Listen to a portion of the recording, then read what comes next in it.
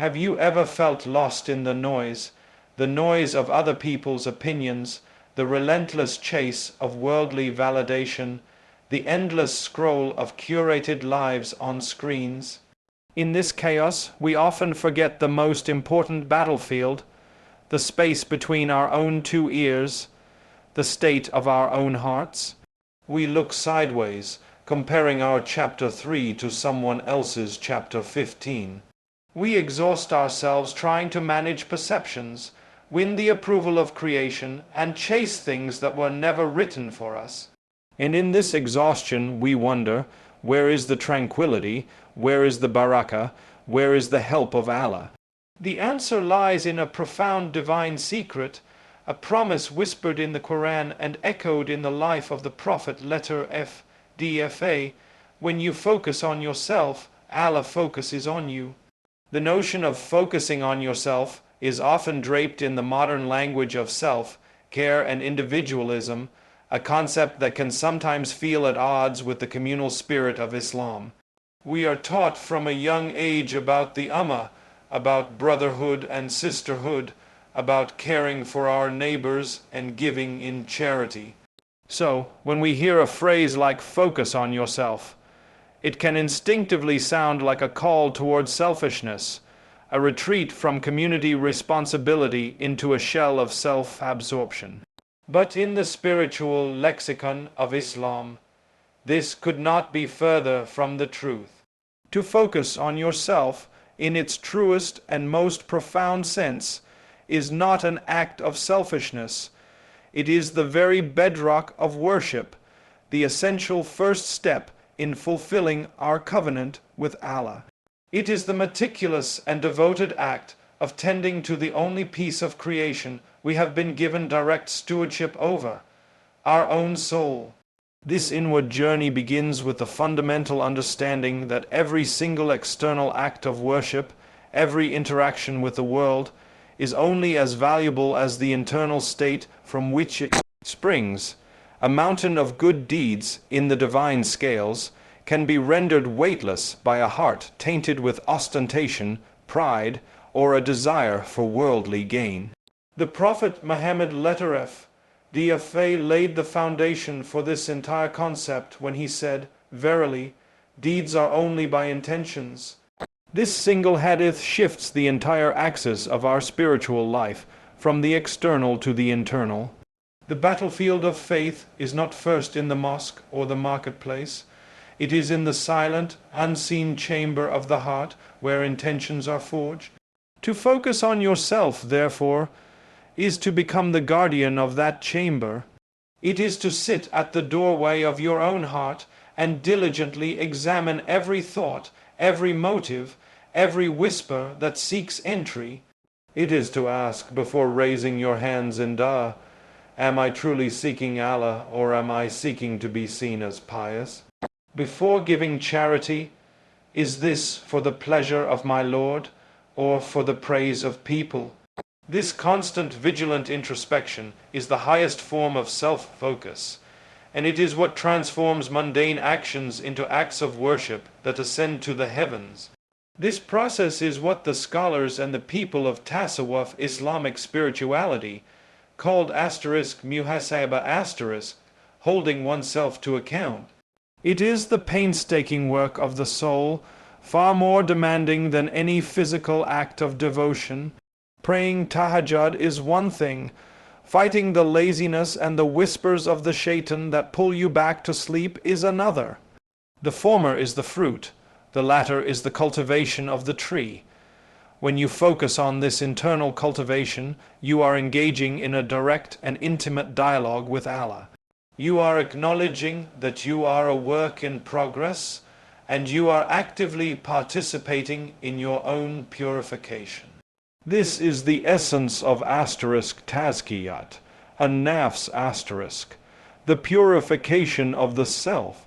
Allah says in the Quran, by the soul and he who proportioned it, and inspired it with discernment of its wickedness and its righteousness, he has succeeded who purifies it.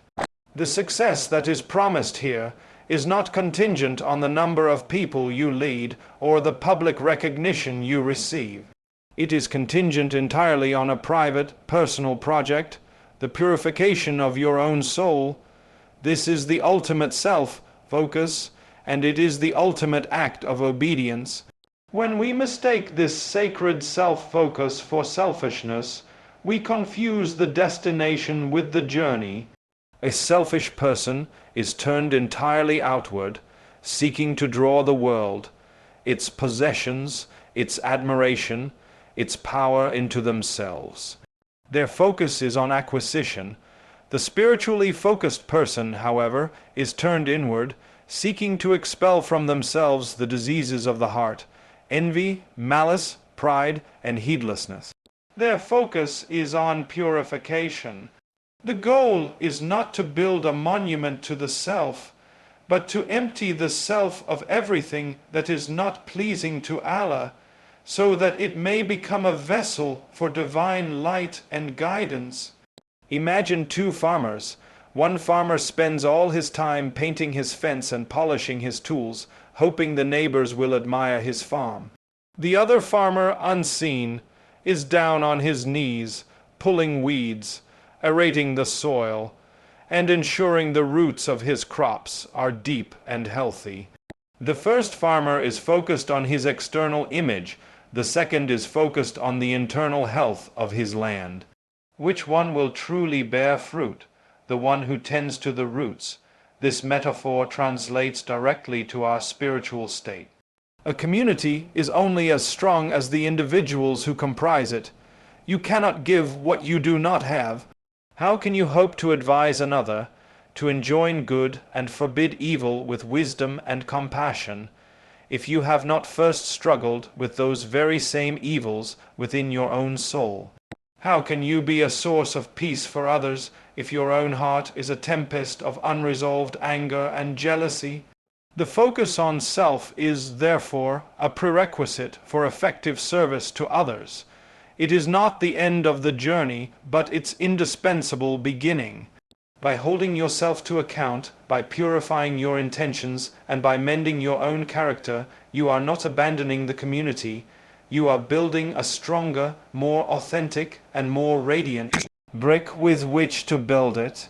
You become a source of light not by trying to be a spotlight that draws attention to itself, but by being a lamp that has been cleaned and filled with pure oil, naturally illuminating its surroundings. This is why the most beloved of Allah's servants are those who are deeply focused on their own standing with Him, for from that focus flows every true good.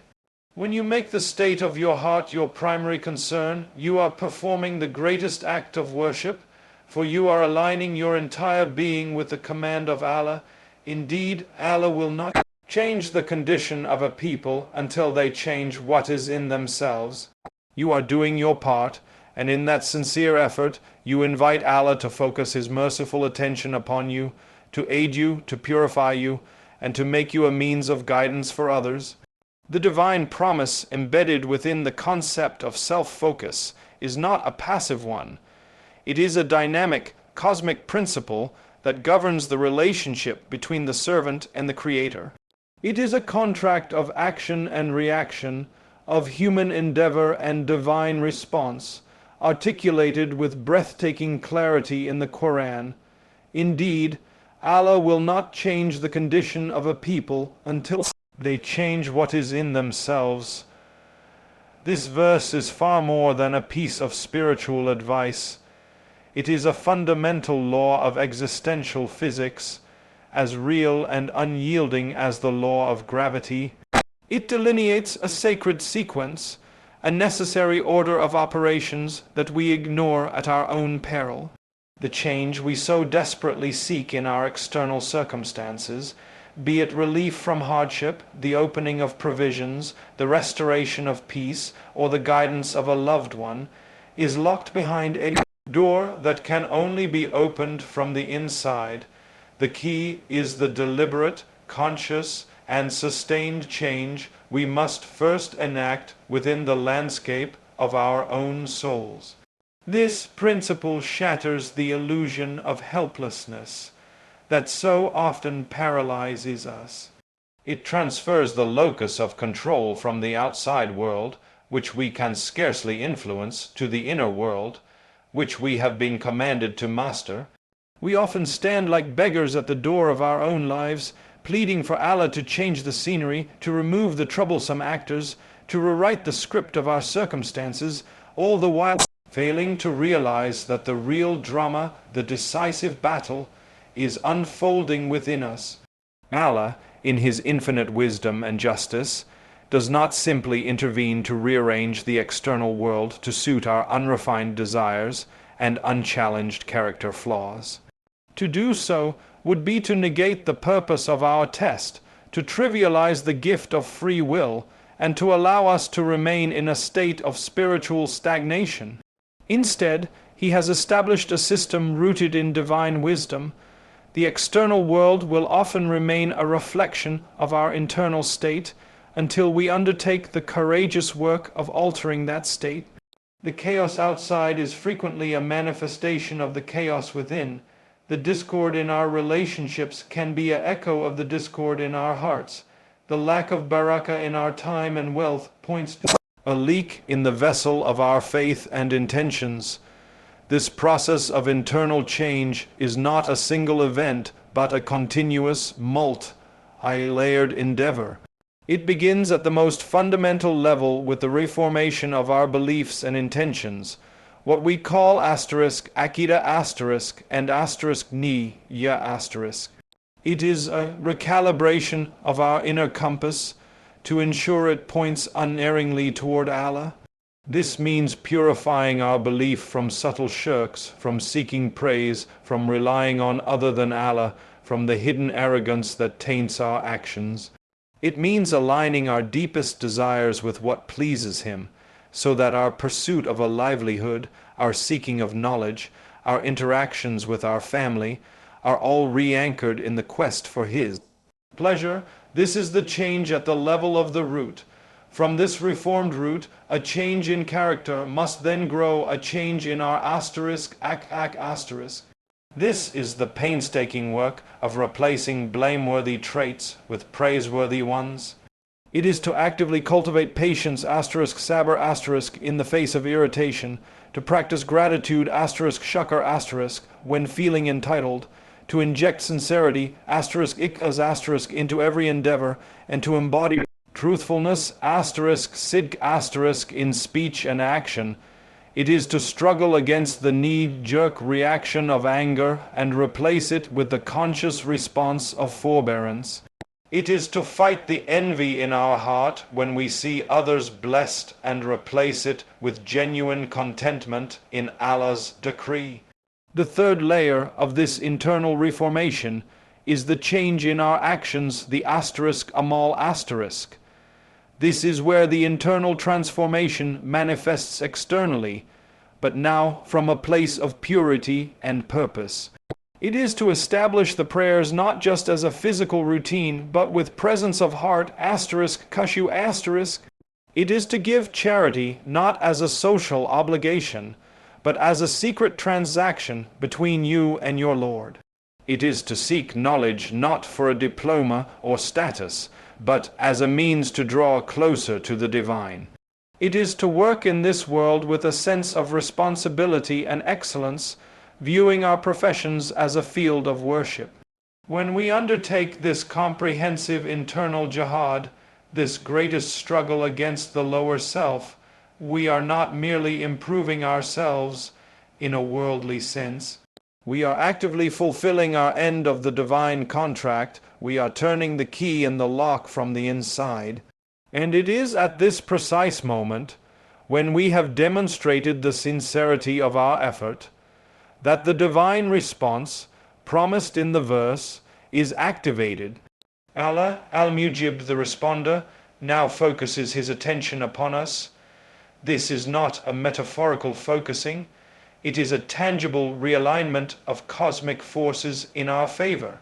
The very same circumstances that seemed immovable begin to shift. Doors that were bolted shut begin to creak open. Hardships that felt unbearable become manageable. not because the hardship itself has necessarily vanished, but because Allah has changed us, and in changing us, He has given us the capacity, the perspective, and the inner strength to bear it with a heart full of faith. Provisions begin to flow from sources we could never have anticipated, because our internal vessel has been cleansed of the rust of dishonesty and distrust, making it capable of holding barakah. Relationships mend, not because other people have magically transformed, but because Allah has softened our own hearts, removed the pride that prevented us from apologizing, and granted us wisdom to navigate conflict with grace. This is the magnificent secret. By focusing on changing what is within ourselves, our beliefs, our character, our intentions, we are not working in isolation. We are, in fact, activating the divine mechanism of change. We are giving Allah the permission, as dictated by His own wise law, to intervene in our lives in the most profound and transformative ways. The stagnation we experience externally is often a divine signal, a merciful indicator pointing us back to the unfinished work within. When we finally heed that signal and turn our gaze inward, we initiate a sacred partnership. We do the work on the ground, tilling the soil of our souls, planting the seeds of righteousness, and Allah, in His infinite power and mercy, becomes the sun and the rain, focusing His divine energy upon our efforts, causing what we thought was impossible to grow and flourish. The change within becomes the catalyst for the change without, all because we honored the contract and took the first courageous step inside. The relentless pursuit of external validation is one of the most draining and spiritually costly endeavors a human being can undertake. It is a race on a treadmill that accelerates with every step, a thirst that intensifies with every drop of praise. We pour our precious energy, the very same energy gifted to us by Allah, to worship Him and cultivate the earth into the bottomless well of other people's opinions. We contort ourselves, dim our light, and silence our truth in a desperate performance for an audience that is, in truth, far too preoccupied with their own performances to ever truly see ours. This exhausting outward gaze, this constant management of perception, creates a profound leakage in our spiritual and emotional reserves. We are left feeling hollow, anxious, and perpetually inadequate, wondering why the tranquility promised to the believers feels so distant. The answer lies in a fundamental reallocation of our attention. True peace and an abundance of barakah are found not by managing the perceptions of others, but by courageously pulling our energy back from that futile effort and redirecting it with laser focus into our own personal and spiritual development. This energy management begins with the conscious decision to stop judging others. The act of judgment is a double-edged sword that cuts the one who wields it most deeply. When we habitually sit in judgment of others, scrutinizing their choices, questioning their faith, cataloging their shortcomings, we are not merely engaging in a harmless pastime. We are performing a profound spiritual exchange. We are trading the currency of our own inner peace for the fleeting and bitter satisfaction of feeling superior.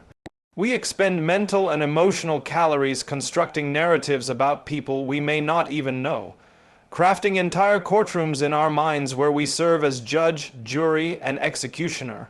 This is energy that could have been spent in self-reflection, in learning a new verse of the Quran, in making a sincere dua, in planning an act of kindness for our family.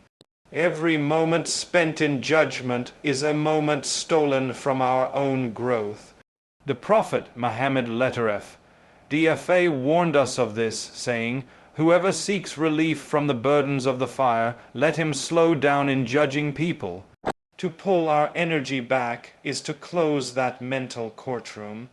It is to consciously remind ourselves, their account is with their Lord, and my account is with my Lord. My only business is with my own soul. Closely tied to this is the toxic habit of constant comparison. In the age of social media, this has become a pandemic of the spirit. We are presented with curated highlight reels of other people's lives, their successes, their relationships, their spiritual milestones, and we instinctively hold them up against the raw, unedited footage of our own existence with all its struggles, doubts, and mundane challenges.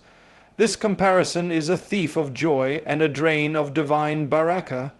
It makes us resentful of the blessings of others and blind to the immense blessings in our own lives. When we compare, we are essentially telling Allah, "You have allocated your blessings incorrectly. What you have given me is not enough." It is an act of ingratitude that shuts the doors of further abundance. To redirect our energy inward is to put on the blinders of faith. It is to understand that every soul has its own unique journey, its own preordained tests, and its own specific package of risk. Your path to Jannah is yours alone. It cannot be found by trying to walk in someone else's footsteps. Focusing on your own journey means measuring your progress only against who you were yesterday, not against who someone else is today.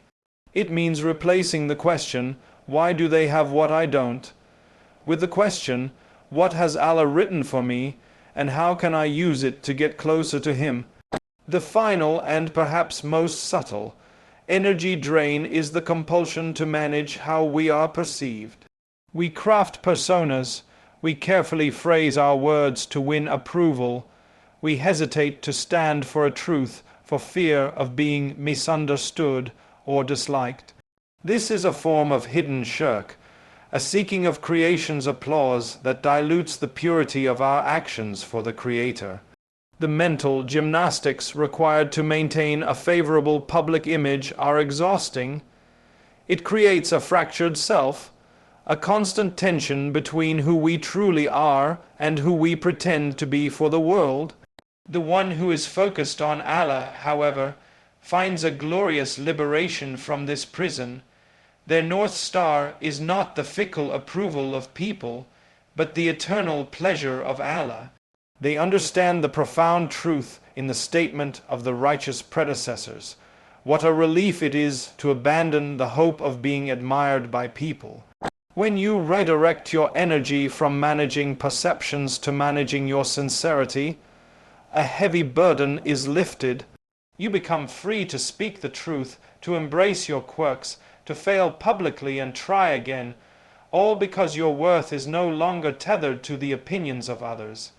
It is anchored in your identity as a servant of Allah. This great redirection of energy from judging to reflecting, from comparing to progressing, from managing perceptions to managing intentions, creates a vacuum that Allah fills with barakah and sakina, divine blessing and profound peace. The mental space once cluttered with thoughts of others is now cleared for the remembrance of Allah. The emotional energy once spent on envy and anxiety is now available for patience and gratitude. You begin to feel a sense of wholeness and self-possession that no amount of external validation could ever provide. Your life becomes focused, your actions become potent, and your heart becomes a still pool that can clearly reflect the light of divine guidance. You are no longer a slave to the shifting winds of public opinion, but a servant firmly anchored in the pleasure of your Lord.